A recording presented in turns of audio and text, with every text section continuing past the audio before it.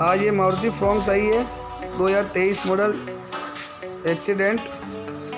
इसमें देखो body loss है, ये छत के टॉप के यहाँ से इसमें मेन एक्सीडेंट है। ये देखो टोटल लॉस गाड़ी है। ये डिक्से वगैरह सब बैंड है, एक्सल बैंड है, कैची बैंड है। ये चेम्बर टूट गया, ऑयल चेम्बर। ये इसकी मेन पुली है, ये मेन पुली टूट गई है। ये देखो इंजन सेफ है, इसमें इंजन गियर सेफ है, गाड़ी स्टार्ट है। ये सामने से देख लो, ये सामने से लगी गाड़ी। इसमें पीछे डिग्गी के यहाँ तक भी मार है। ये फेंडर देखो,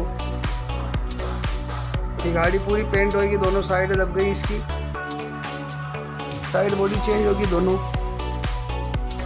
ये देखो एयरबैग खुल गए इसमें अंदर के। ये देखो एयरबैग, ये एयरबैग खुल चुका है, दोनों एयरबैग खुल गए। ये ड्राइवर वाला एयरबैग, वो पैसेंजर वाला एयरबैग सामने। डिग्गी ग्लास देख लो, ये भी टूट गया है। ये ब्रेक लाइटें भी टूट चुकी है पीछे की। ये राइट की इंडिकेटर लाइट है, और ये इसका बोनट अंदर रखा हुआ है। ये आईब्रो है फेंडर का।